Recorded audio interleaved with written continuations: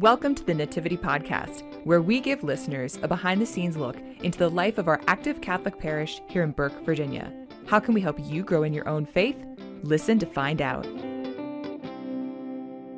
Hello, hello, hello, and welcome to the Nativity Podcast. I am your host, Father Ed Bresnahan, and with me, as always, your Director of Social Media, Mary Castellano. And we are coming to you live from Nativity Catholic Church in Burke, Virginia. That's right. I didn't do that, the normal script. No. I feel like after 55, I was like, you know what, let me try something new. Try something new. All right. Oh my gosh, Mary, I'm so glad to see you today. So glad to have you here, Father. And what an absolute joy. Today we have a real special treat. We do. We've been trying to get this couple on for a year. Definitely. Yeah. But they are busy doing so much amazing work in our church. So busy, but in such great ways. Exactly. So today we are pleased to welcome Mr. and Mrs. Bob and Katy Colella. Hi, guys. Hi. Hello. So maybe just leading off, tell us a little bit about yourselves. How did you guys meet, and how did you even end up at Nativity in the first place? We met in high school chemistry junior year, right? Lab partners. Lab partners. You met in chemistry. Yep. Yes. I love that. We did not date. Okay. Did not date. Of course not. Very good friends. We wrote very good lab reports. Yes, we did. The little litmus test where, you take the pink paper and the blue paper, and when it went from blue to pink, I knew. You knew. I knew. No. We didn't date in high school. We were really good friends all through high school. Yep. Yes. Yeah. Yep. We had study hall together. Yep. We got tossed out of the library for Many being times. too chatty. Yep. Funny. And then Yep. he went off to the academy. I stayed and went to college at Boston College, and was it junior year, summer after our junior year in Right college? before junior year. We kept in touch the whole time. Yeah, wrote lots of back when letters. people wrote letters. Oh, yeah. So we, I remember those things with stamps even. With stamps. But we yeah. wrote, there's a trunk in our attic that's full of all the letters we wrote And back. did you both keep all of your sets of the letters? Yes. Yes. Which is so. Here's my burn highlight. So I was just writing them back, right? Right, And same thing. so Just write and our keep in first, touch. my freshman year of, I believe it was college, my freshman year, a whole group of girls went to, a ice cream place that has hamburgers and stuff. And they went around the table. There were 8 of us there. How many letters have you gotten from Bob Colella? So I happened to be last. And so this one girl was going around, and I knew I had 15, and everyone was 2, 4. And then this girl who really had a crush on him, she's like, well, I've had 5. And I was like, oh. I excused myself to go to the bathroom. I'm like, oh, shoot, I have 15. Right. But just kept in touch. Yeah, we just kept in touch. Had a lot of friends, and you're far away from home. Yeah. And yes, people, and you want to keep in touch. So we wrote, back and forth for all those years. And then I came back from, so I'd always call her when I was home. Yeah. And, and we just get together, go do something when I was on leave. And was it one summer we got together and we were talking to each other because, 2,000 miles away at the Air Force Academy. Yep. And I really assumed that the guy she was dating in high school, they were going to get, married because they dated all through high school. Sure. And so I just saw her in that light and found out they'd broken up. And I said to her, oh, do you have a boyfriend? She goes, no. She goes, do you have a girlfriend? No, because the Air Force Academy is kind of like a seminary. Yeah, a little bit. Yeah. And training for mission. Yeah. And so I said, well, what are you looking for? And she goes, well, I'm looking for someone like you. And then she goes, what are you looking for? I go, well, I'm looking for someone like you. What a shame we're 2,000 miles away, right? Because that's outrageous. You can't have a long distance relationship like that? And so, and then I went home that night and I'm laying in bed. And, you just pray about things like, boy, she's great. I really wish I had a girlfriend, though. And maybe, you want that. And then, it's like the Holy Spirit kicks you in the head and goes, how hard do I have to hit you? Right? Right? Because you're like, hello? Right? So that was, and then I was on leave. Yeah. We basically spent the rest of the 2 weeks together. And that was it. Got married after senior year and flew out to Arizona. I got back to the Air Force Academy for fall semester. Told my roommate Rob Sloan, Rob, found the girl I'm going to marry. Yeah. Wow. Yep. So how many years have you all been married? A lot. 39. He's the math guy. 39 years. It doesn't seem like that long, though. No. Like after 20, you just kind of like, but it's been a while. Yeah, it is. Yeah. Yeah. Time flies when you're having fun. Yes. It does go by quickly. So what's the secret? 39 years. First of all, just knowing that she's the one, knowing that he's the one, that's part of it. But how do you make it work after 39 years? Well, we had one good rule when we moved. That's right. It's very a great good, very rule. important moving rule for you too. Yeah. You don't really have a spouse to scream at. So you have to forgive your spouse for anything from the day the movers show up till the last box is emptied from the new house. That's right. And then you're back on. Yeah, you're back at it. You're back at it. Okay. But I think that speaks to just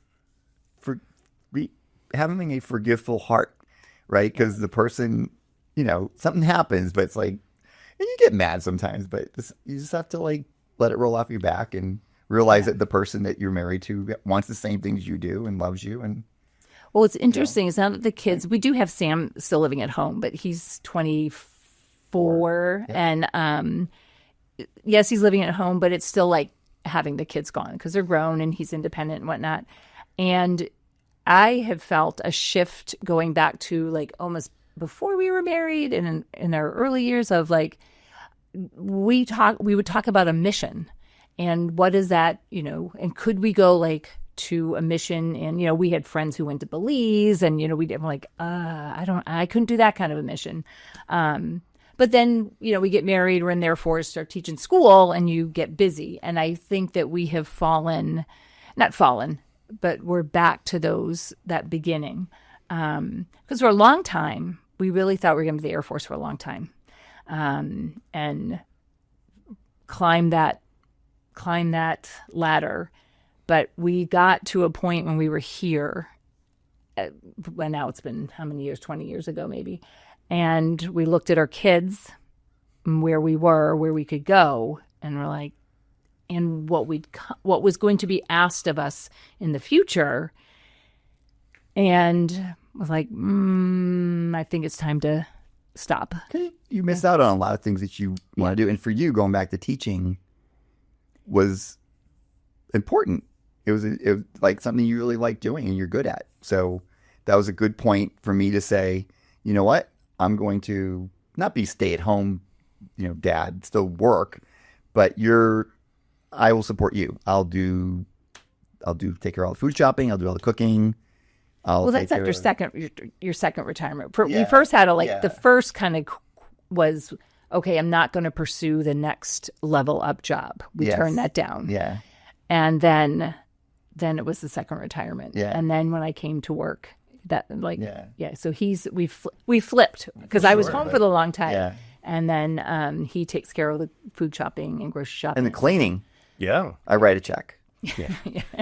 Well, but doesn't that really speak volumes? That speaks volumes to how marriages ought to work, because so often people talk about marriages, give and take and compromise, but so often a lot of times that compromise is one-sided for a little while, and being able to pivot back and forth is an important dynamic. Well, and it even happens now. This is Bob's super busy time. WorkCamp, Appalachia, and 100 other things happen in June. So and where I'm ending up school. So like that, things start to shift a little bit here too. So and it's a continuous thing, because sometimes you get busy with your handyman job or whatever. School is always busy. So that, it just, you pivot around each other. But I think that's part too, is there are seasons to our year, right? Like, the seasons. And so for her, August and September are busy. Yeah. She really hits the ground running at school. Right. Yes. And it's kind of, I make sure that, everything at home is being taken care of and support you. Yes. Right. And things that you need. And it might be just coming in to help put up bulletin boards or, where it might be, but a little handyman work. Yeah. Whatever it might be. Yeah. But then in the summertime for you, right, it's much more relaxed, right? Because we head up north to Cape Cod because we have a place up there, and you really get to recharge. Yes, which is great. I think helps sustain you quite a bit. Yes, and I wear myself out because I go to Appalachia. And I usually go both weeks, and then roll back here, and then like 5 days later, off to WorkCamp. And that's insane. I knew you did both. I had no idea that they were so close together. Yeah. Oh, yes. I knew, generally speaking, that they were in the summer, but oh my goodness, that's a lot of work. Yeah, and so then I get down to Cape Cod with her, and I think I'm on the couch and He's exhausted. no, I'm really like a 4-hour nap in the afternoon, and you're like, how can I be so I tired? was I was tired. flying to I'm like, Appalachia. You were exhausted at Appalachia. Yeah. Running on all that extra adrenaline, and then your Right. body finally catches up to you. Yeah. Yes, and can relax. Oh, yeah. Yeah, I think that's part of it too. So so I think that's we're fortunate. We're very blessed that we have that opportunity to recharge in that way. Yes. Because I don't think if I had to like go back to work July 1st, like, like a job where I'm at working for a company somewhere doing something. So my, I teach a little bit for the Naval War College, but it's online. It's 14 students for 10-week sessions, and it's difficult. It's like it ramps up and down. And I don't teach the summer session for that reason. And then I do some handyman work where I'm paid to do it, and then I do some handyman work for parishioners where it's ministry work, and so those things I can I can meter those. Do you know what I mean? Yeah. So you have a little bit of agency in terms Yes. of that. It's not like going. Yes. yeah. So it's nice. You really can balance the two things because you have a little bit of control over Yeah. what you're able to do. But then at the same time with school, even though school itself individually, no day is ever the same. But you can at least gauge, look, I'm going to have 2 weeks, 3 weeks at Christmas, and I'm going to get these vacation days. And so you can, and then you're going to have some time to recharge over the summer. Yes. Yeah. And that's the nice part. It's not like, I remember being in school where the summertime was filled with, okay, you got to do this camp, and you got to do this, you got to do the summer reading, and you got to go out and buy books. But as a teacher, I imagine that like you can take June and July and just, Well, she's supposed to. Yeah, so I definitely do. I don't sit and work, but I definitely read, or like we're getting a new math series, so I look into that, play with that a little bit. I mean, I will tell you that teaching is more a hobby for me, right? Okay. And so I'm just fortunate enough that I get to do my hobby. It happens to be teaching school, and Nativity in particular, because when I taught in the public schools, Sam came to school with me. So at the end of the day, I would gather all my things and bring them home so that he could go outside and play. I never wanted him to be a kid that had to stay in school until on a nice day like this. Mm-hmm. So this is kind of a treat for me because he's not with me and I can stay late. And people, that everyone knows I stay the latest. And it's not because I can't get myself organized. It's because I have that gift of time now. Mm-hmm. And it works with his schedule because he's usually, he'll go to someone's house. I'm at so-and-so's house. It's an easy job. It's a quick toilet paper. I got to replace a toilet paper holder. I'm like, I'll see you at 6 or 7, well, then I came over. So we have that balance. So I know, so we meet for dinner. We're in a nice season of our lives. Yes, we are. Because we're at an age where and I tell you this all the time, like these next, because we're 61. Yeah. And so like the next 10 years, right? You can probably keep going to Appalachia, keep doing, but in your heart that, at some point that's going to be too much. And so I really drinking in and enjoying these years because they're like bonus years in terms of, you're healthy enough to do the things you want to do. You have the energy to do them and the resources to do them. And so it's just all those blessings kind of come together. And I'm thankful that we're able to do that because it's really a treat. The other thing too is from moving around all the time, realizing how special Nativity is. Yeah, that's both the school and the church, because we have been to many, many schools. We've been to many, many churches, and Nativity has that special vibe.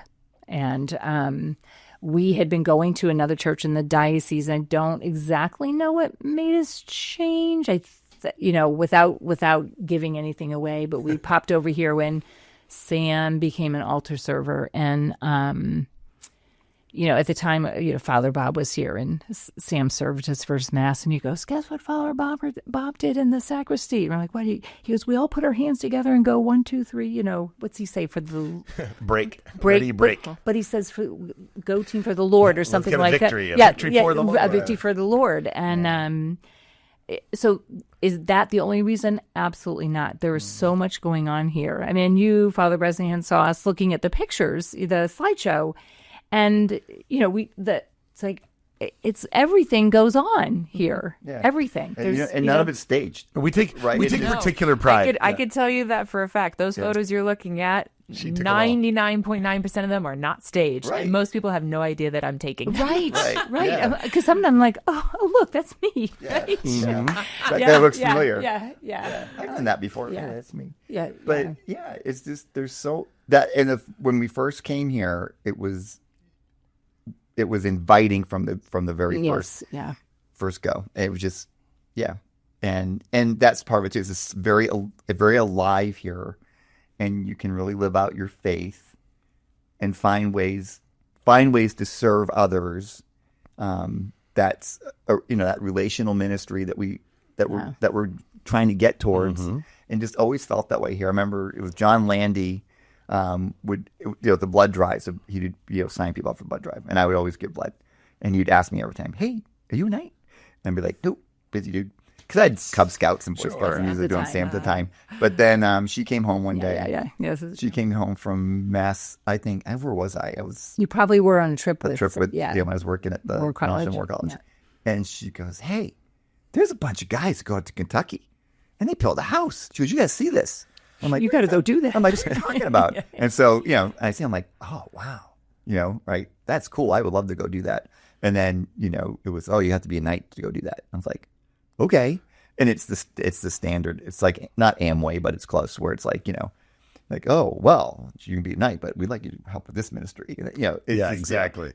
Next thing you know, you're like, but what about the house building thing? So, where are those guys? But that all happened. But it was just, so all of a sudden you find yourself, you're at the fall festival cooking bratwurst, and you're like, with good people. We talk about this all the time. Great people. Yes, it has a snowball effect.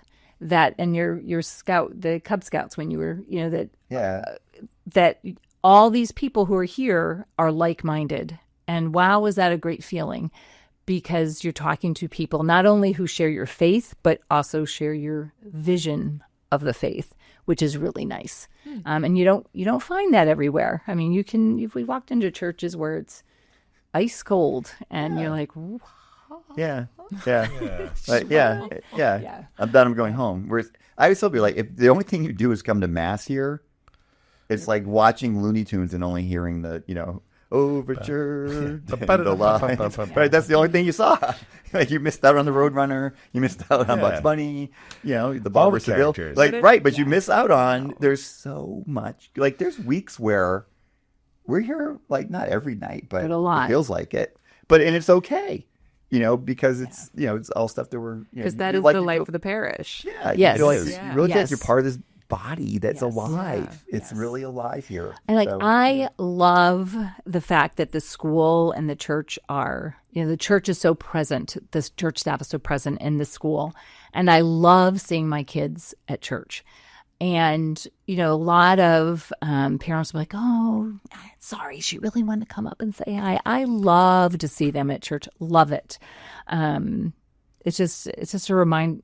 I just love, first of all, I just, love what I do, but it's just so nice to see them, get a hug from them. They want to get a hug from you. It's just a nice, Well, I think this illustrates kind of another step, doesn't it? It's like, it's one thing to like love your job or be invested in your job, or it's one thing to be able to be part of a community at church.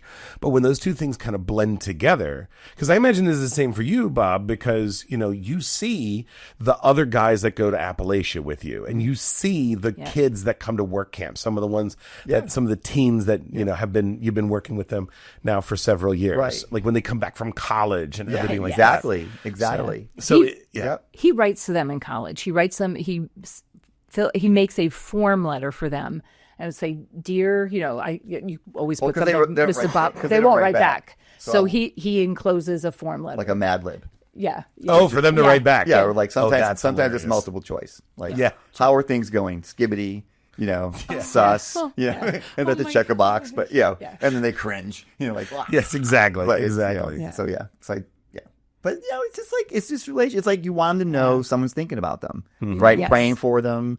You know what I mean? Sure. And it's funny because I still hear from a CCD. Yeah. A CCD student I had. She's 30 something now. Yeah. So like 20 years ago. Yeah. And so I had her in CCD class and we were talking about, what kind of things do you pray for? Her name's Erin. So little Erin. Oh, I love this. So I'm going to start crying. So she goes, so what do you, so Mr. C, what do you pray for? Right. And I go, well, I said, like my daughter, my daughter was like, 8 years old at the time. I said, my daughter's 8 years old, just like you guys. And I pray for her husband every day. And they're like, what? They're like, yeah. I said, he's out there somewhere, right? And who knows? God will make sure that the mail gets delivered, right? So I said, I pray for her husband every day because I want to, And she married someone just wonderful. Yeah, love him to death. Yeah. But Erin said, Erin goes, Mr. C, will you pray for my husband too? And I was like, absolutely, right? So I've been praying for her husband, and this guy will not show up.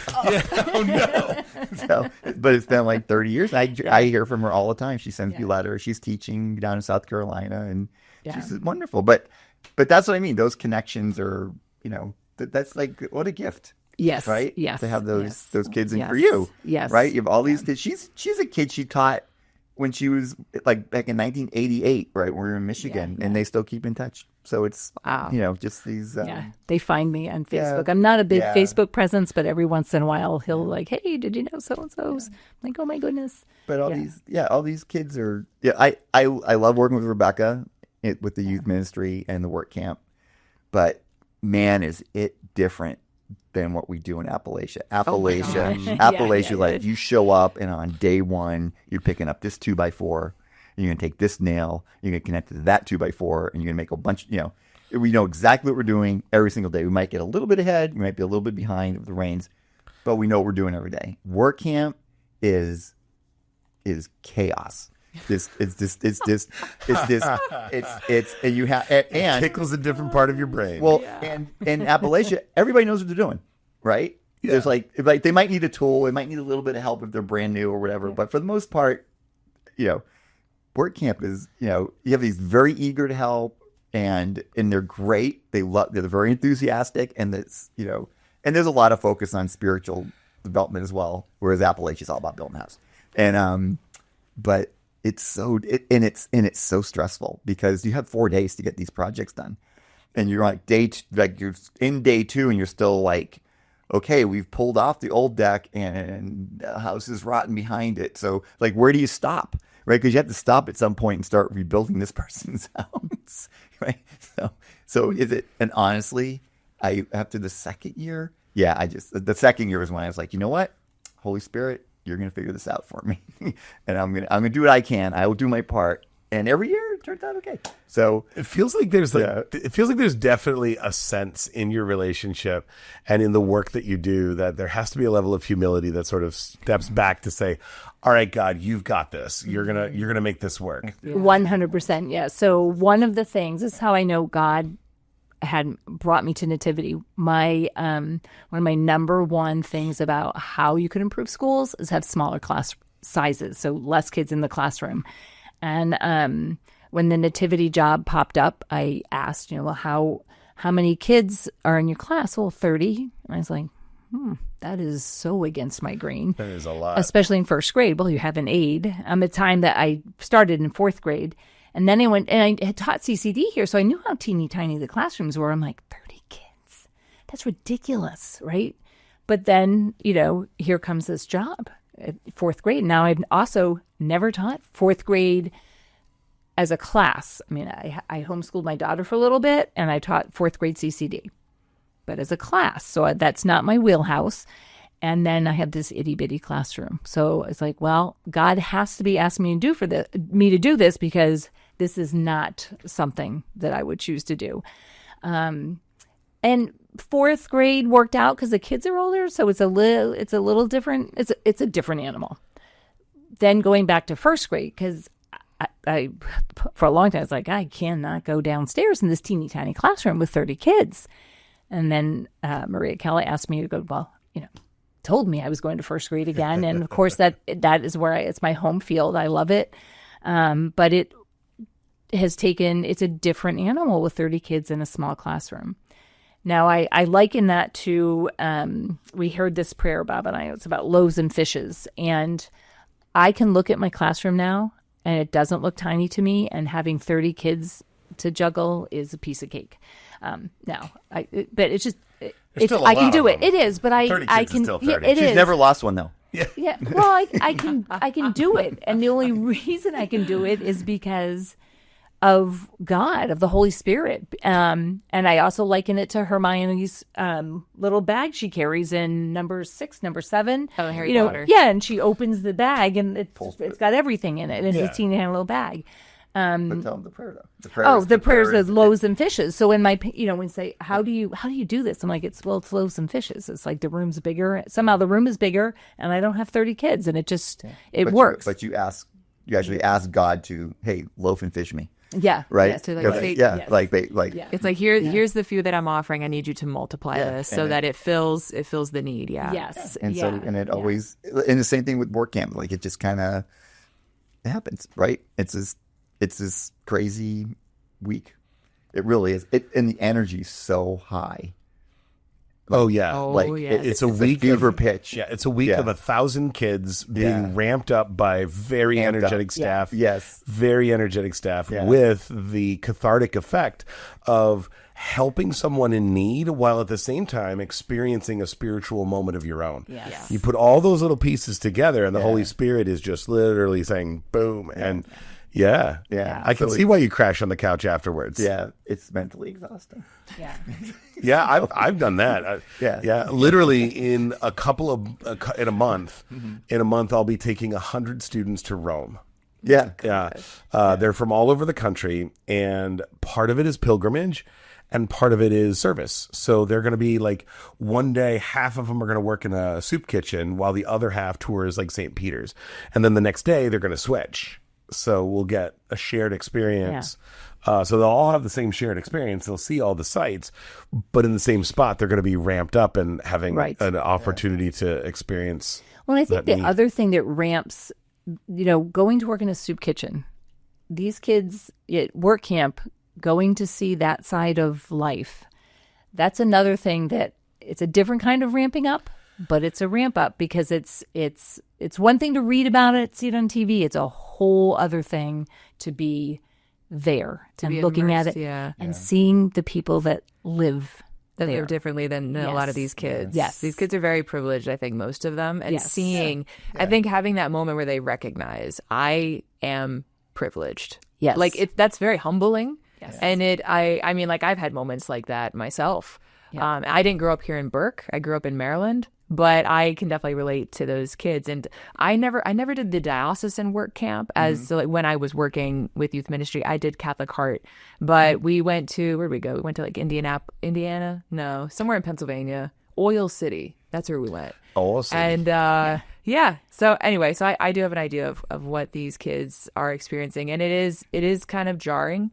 And to be able, and like even that just kind of a little bit of an awakening is, like you're saying, a little bit of a mental strain on the kids. And to like be able to walk with them as their adult leader and help guide them through all these emotions that they're experiencing, whether they're spiritual, whether it's like, I can't figure out how to build this deck. Like that I can 100% relate and understand how that could be so exhausting for you. But it's wonderful that you're so willing and happy to walk with these kids every single year on this journey. And I have to say is I love how almost everything we've talked about, we have an episode about. So if someone wanted to go back and actually listen to like, well, wait, what is WorkCamp? I don't quite understand that. What is Appalachia? Don't quite understand that. We have an episode in our podcast. School.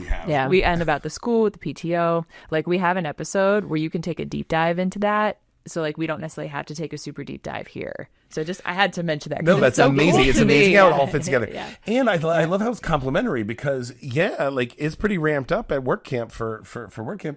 But, I mean, have you ever seen 31st graders get excited about something? Like when a crazy priest walks in? Like when you have me or Father Bennett come in with his show and tell? Yes. Yeah. She's asleep at 8:00. Oh, no, I understand. And she's After, like, just a full day. Yeah, it's like sometimes you just have to take her in.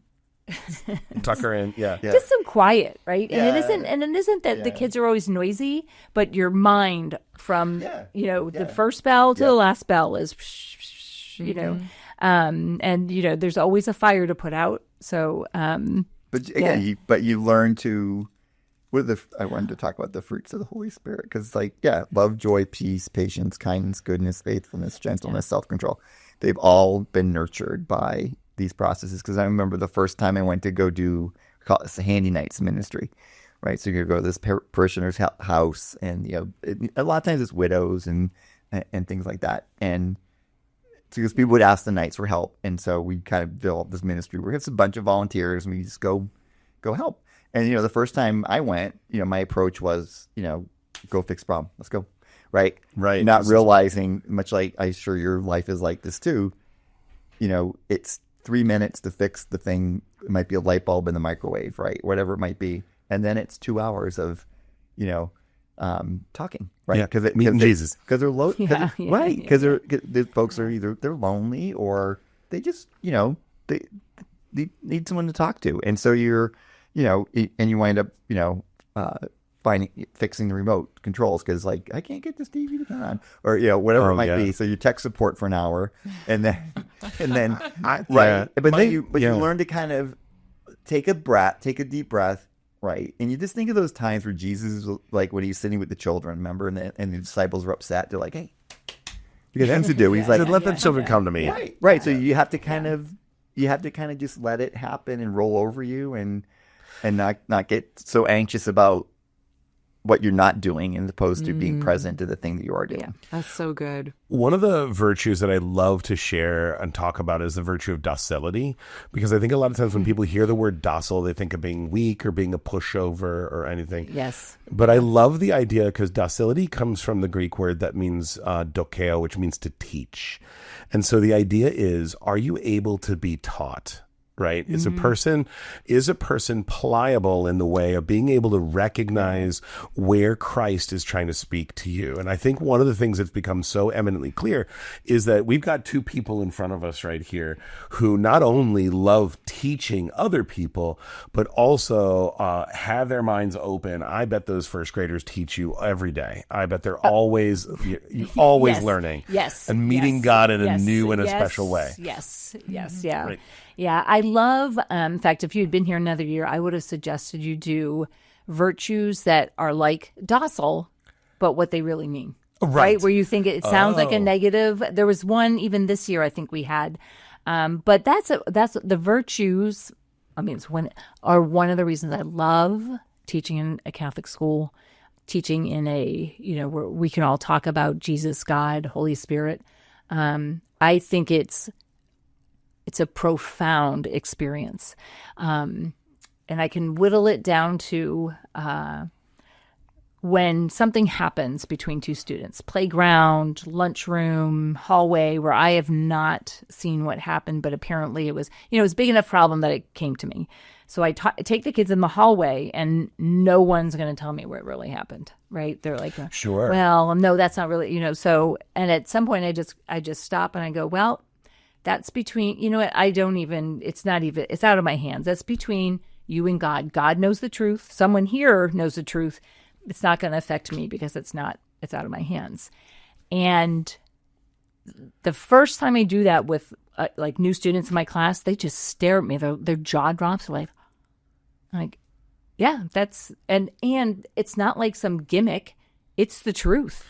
Yeah. It is. The Lord knows which one of them is lying. And it's above my pay grade.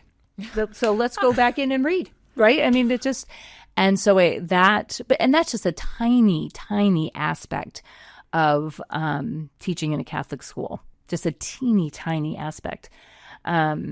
So I brought this book, and it's called No David, and this poor, I don't know if you're familiar with this book, and I know we're not on video, but the poor little guy, for those listening, Katy has actually brought in Show and Tell. It's an adorable little picture book that we're looking at. She's even holding it the way that a first grade teacher would hold it to read to us. Yeah. So I have just a throwback moment there. He's like a first grader that makes all kinds of mistakes, and he doesn't, have like the smiliest face and the whole thing is he makes mistakes.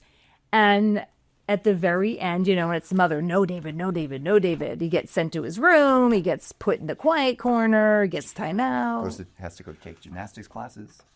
Oh, really? No. Oh. But at the very end. That's in the sequel. No, Edward. It says, mommy comes and gives him a hug. And so my kids do a project on this book, and they do make No David. And what the pictures they make, of course, like it looks like this evil little kid, right? But on the other side, I have them color a picture of Jesus hugging a child. And that's exactly what happens in the book. And why? So, you can't talk about that at public school, but that's what's going on in this book. And when I talk to my kids about that, they're like, wow. God loves us even when we make mistakes. And it's such a relatable little book for them, right? Yeah. So, I sometimes argue, and when I had the older kids, I would argue that every single book you read is about God, and they're like, oh, no, yeah. I'm like, well, let's look at it. And I did Battle of the Books for a while. I'm like, there's a Christian theme in every single book. People don't want to talk about it, but there's one in every book. And in fact, I took the virtues the last time I had Battle of the Books. I'm like, let's go virtue hunting. And they're like, oh, right? And I think, especially in this day and age, I just think it's so important to teach kids that. And to ground it here. Yes, they're grounded here. It's not just suspended. It's grounded. Yeah. Right. Yes. There's a grounding. Yes. I love that. And Yes. here's where the posts come out. And they're really strong. Right? Yes. As opposed to, it's just kind of floating thing here. Spoken like a true carpenter. Literally. She wouldn't let me bring a hammer in. I have my whole tool bag. But she gets to bring a book in. Come on. She had to bring a book. You should have been able to bring it. Really? I do.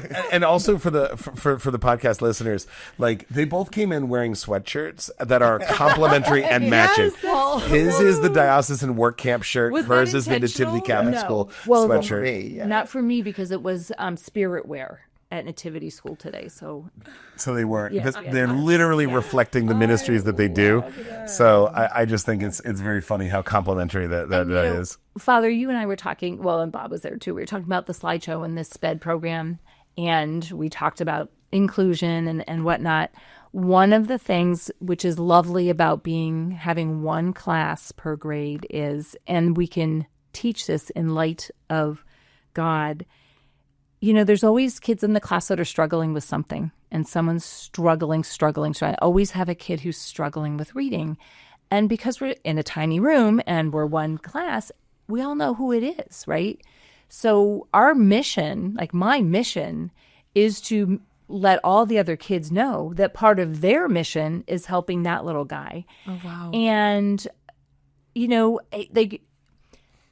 it has to be that's what we're asked to do. And so, to have patience. You have patience. And to have empathy. And cheer him on. Yep. I have a little friend in there that's just now learning to read, and he's far behind, but he finally read Go Dog Go by himself. And we gave him a big applause, and you have to teach the rest of the kids that everyone else is rooting for them.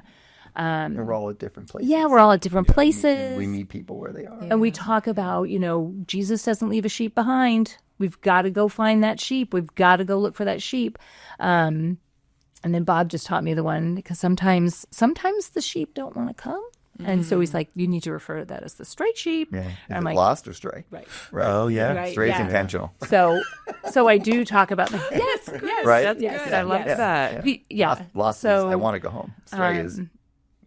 So I find out, I have a hard time with one of the things in public school was that, we couldn't let anybody know that, Susie Q and John Doe were going somewhere for special reading help.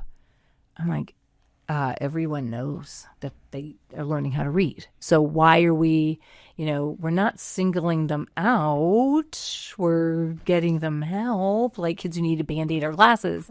Right. Whereas here, you can talk about that.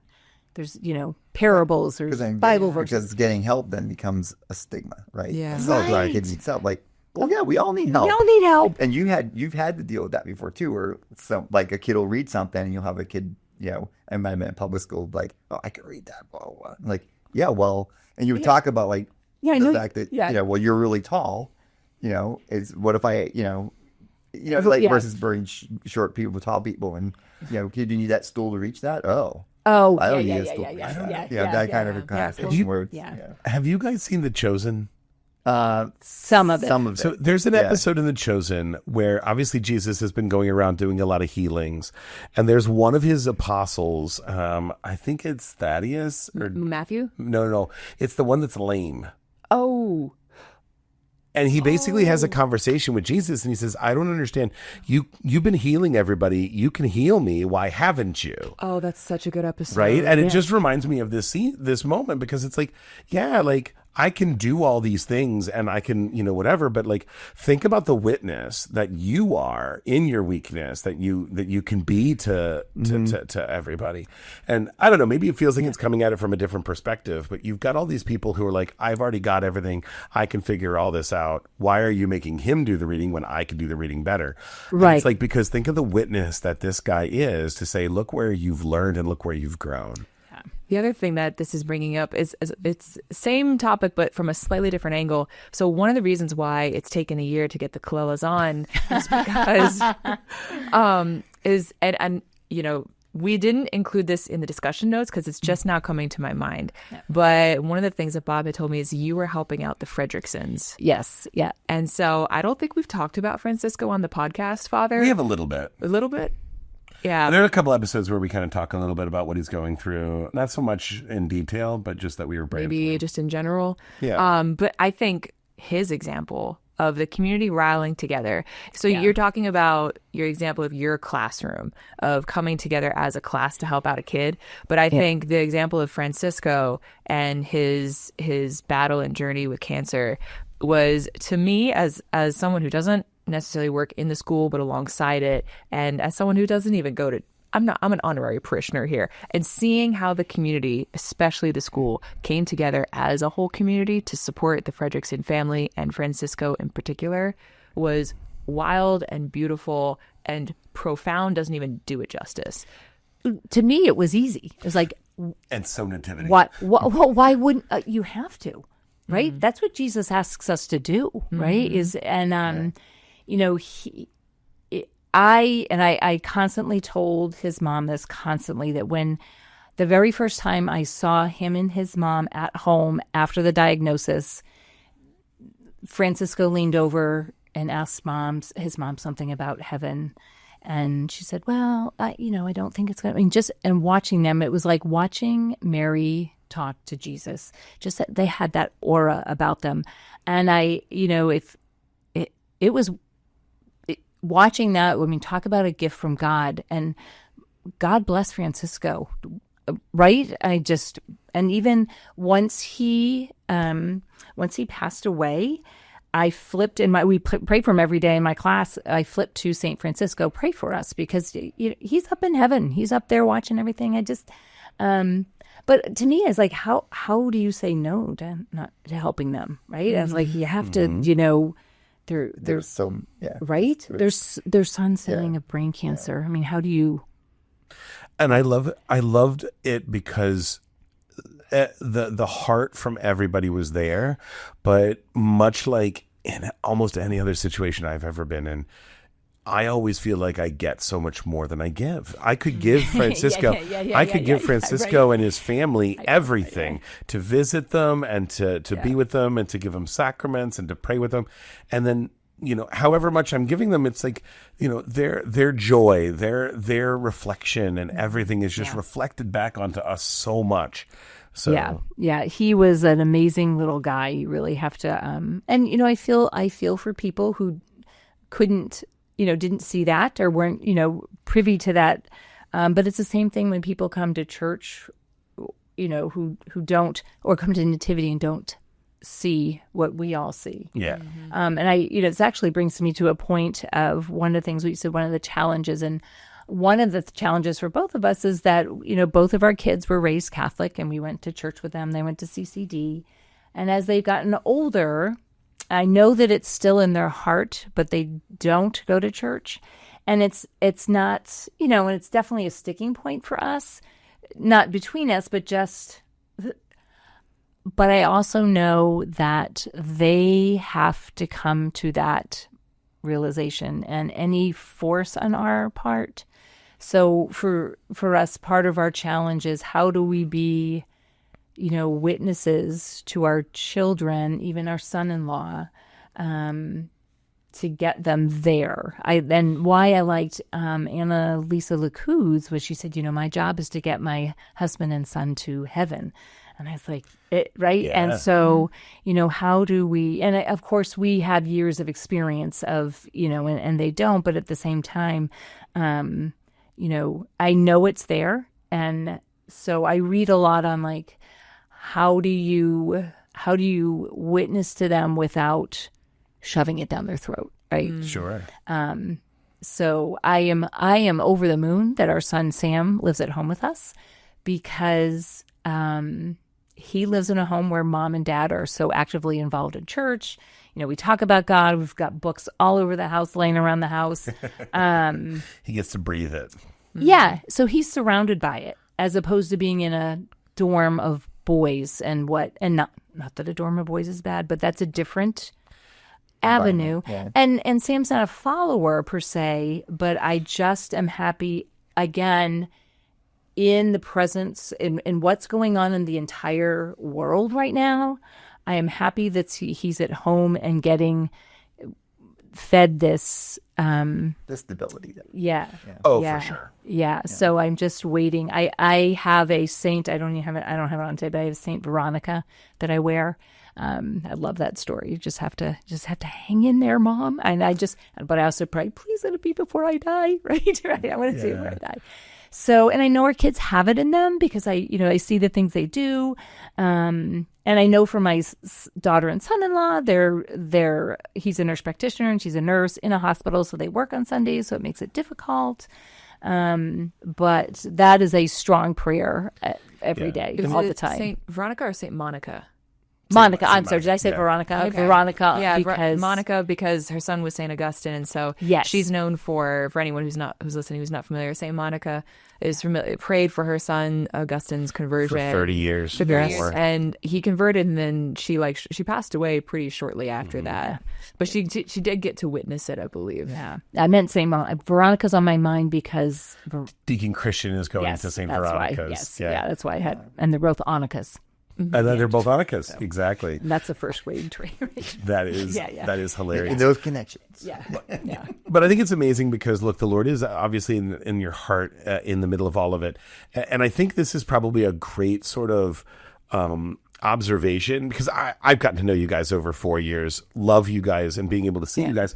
But obviously in the discussion and the reflection, it becomes so obvious to me, and this is what I try to share with people anyway, that your faith is not just a thing you practice or boxes you tick, right? At the end of the day, it's something that breathes in the very life that you live. Yep. And so as much as you guys have these things that you could simply check, like, okay, I am a first grade teacher. I do this week of WorkCamp and these 2 weeks of Appalachia.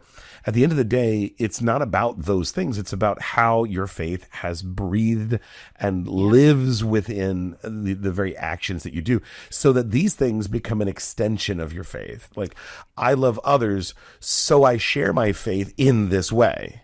Right. I see Christ, and therefore I do these things. And it just goes back to, like, isn't that what we're supposed to be doing? Yeah. Right. It's literally the Christian life. Yeah. I mean, sometimes, like, is it really that easy? Right. Yeah. We're fortunate to have, again, for me, I think very fortunate to have the time to devote to all those different ministries, whatever it might be. Yes. And be like when the phone rings, be able to say yes. Mm-hmm. And to put yourself in a position to be able to say yes to God. Yeah. And it's being open to it, and but also not being afraid because because again, like truly WorkCamp. Like, because so I spent a part of this year going out helping to assess sites for projects, right? Sure. And so you go out and you assess it, and in your heart, right? You're like, as soon as they touch that, it's gonna like, oh, we just have to fix this part of it. And you're like, no, as soon as we the whole building's gonna fall apart. Right. I always have to tell him before he leaves. I said, remember, it's not Appalachia. The kids are not going to know what to do. Yeah. Right? They've maybe never lifted a shovel before, held a screwdriver. Just keep. And they're eager, and they want to help. Yes, they do. We're building in them hearts of servants, right? Yes. So that's what we really want to have happen. And so you want to give them something to do that they can really sink their teeth into, but it's so stressful. Was it the caulking on the window last year? Yeah. So we like 7 windows. We had like 3 tubes of caulk, which is like way more than enough. Right. So I give the guy, this should, I think I gave him 2 of the tubes, right? And he comes back and he goes, hey, do we need more caulking? I'm like, oh, wow, you're almost done then. He goes, no, we're still in the first window. And I was like, what? How much caulk did you use? Right. Like, what did you do? And I go look and it's like, welcome to WorkCamp. Like, So, and honestly, it's like out of a cartoon. If you think you're clear, you think you're giving, and then you have it. So that's what's stressful. You have to come. You have to watch. You can't just, And there's the adults that come to help are good too. And there are kids. Like we've got a couple kids here at Nativity. Like you could just leave them there for the day, and they would get it done. Yeah, I could get a lawn chair and a little cup of tea, iced tea, and just sit there because they like totally get it done. They're like really, And then, but it's not. We talk about this about a lot. It's not about whatever it is you're doing. Right. It's the fact that they're getting it. They're working hard, and it's different, right? Yeah. They have their phones.